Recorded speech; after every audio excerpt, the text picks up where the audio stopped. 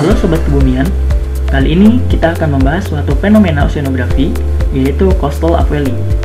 Coastal upwelling merupakan fenomena yang sangat penting dalam dinamika sirkulasi lautan, karena coastal upwelling ini akan mengakibatkan lautan menjadi lebih subur dan berguna bagi sektor perikanan. Maka dari itu, ayo kita berdiskusi tentang coastal upwelling. Apa itu upwelling? Upwelling adalah sebuah fenomena di mana air dingin naik ke permukaan laut dari lapisan dalam. Menurut definisi lain, upwelling merupakan fenomena oceanografi yang melibatkan pergerakan angin yang kuat, dingin, dan biasanya membawa massa air yang kaya akan nutrien ke arah permukaan laut. Upwelling merupakan fenomena atau kejadian yang berkaitan dengan gerakan naiknya massa air laut yang membawa suhu dingin, salinitas tinggi, dan kaya nutrien berupa fosfat dan nitrat. Upwelling yang terjadi di area pantai disebut juga dengan coastal upwelling. Coastal upwelling ini dapat menjadi indikator meningkatnya produksi perikanan di suatu perairan, karena coastal upwelling ini membawa nutrien yang sangat banyak dari perairan bagian bawah. Proses upwelling merupakan suatu proses di mana massa air laut dalam didorong ke atas dari kedalaman sekitar 100 hingga 200 meter, di mana kedalaman 100 hingga 200 meter merupakan wilayah termohaling yang merupakan batas antara deep layer dengan surface layer. Nah, coastal upwelling ini tidak terlepas dari suatu fenomena pergerakan arus oleh angin. Berikut merupakan upwelling berdasarkan mekanismenya. Yang pertama ada transport Ekman, yang kedua karena divergensi, yang ketiga ketidakseimbangan arus masuk dan keluar, 4 penyeretan kuat oleh arus, 5 mekanisme hambatan lokal. Nah, untuk coastal upwelling sendiri, ini diakibatkan oleh transport Ekman. Apa itu arus Ekman? Arus Ekman adalah arus yang disebabkan oleh angin. Permukaan air yang bersentuhan dengan angin menyebabkan kecepatan arus pada lapisan permukaan lebih dari 2% dari kecepatan angin itu sendiri.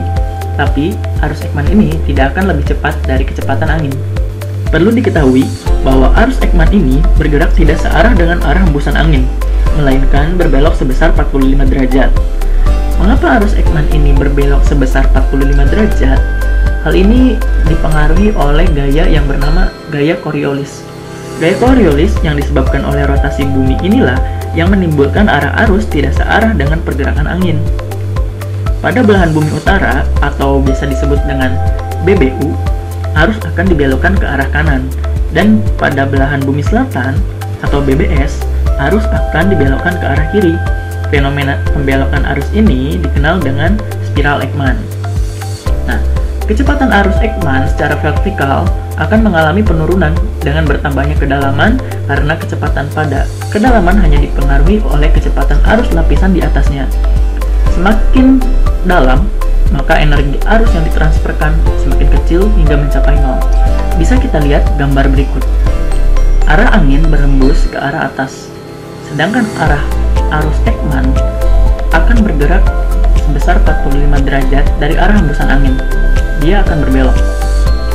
Nah, setiap kedalaman dia akan bertambah 45 derajat, 45 derajat, 45 derajat, dan seterusnya.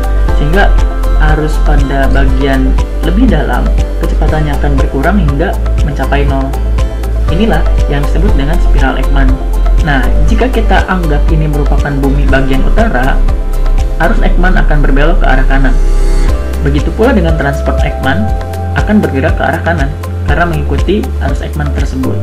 Nah, berikutnya, data apa aja sih yang dibutuhkan untuk mengidentifikasi terjadinya upwelling di suatu perairan menggunakan remote sensing dan geographic information system? Yang pertama, data yang dibutuhkan adalah klorofil A. Klorofil A merupakan indikator kelimpahan fitoplankton di perairan yang berperan dalam proses fotosintesis.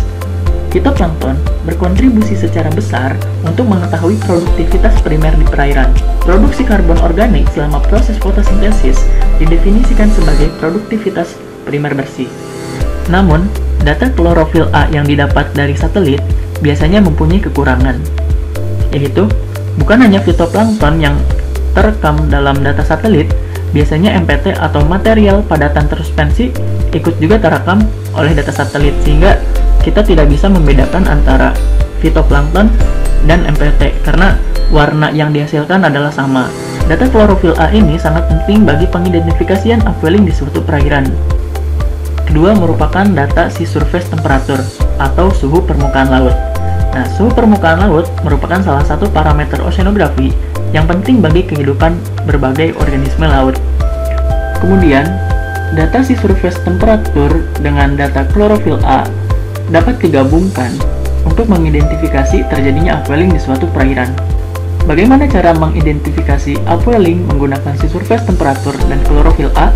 Jawabannya adalah ketika sea surface temperature mempunyai nilai yang sangat rendah, artinya suhu di perairan sangat rendah, dan ketika klorofil A mempunyai nilai yang sangat tinggi, hal tersebut menunjukkan bahwa di suatu perairan terjadi upwelling yang sangat kuat. Sebaliknya, ketika sea surface temperature nilainya sangat tinggi atau suhunya sangat tinggi di suatu perairan, dan nilai klorofil A di suatu perairan sangat kecil, hal tersebut dapat diidentifikasikan sebagai upwelling yang sangat lemah. Nah, data sea surface temperature dan klorofil A ini dapat dikaitkan dengan musim. Oleh karena itu, bisa juga kita menambahkan data angin sebagai data pendukung dalam identifikasi upwelling.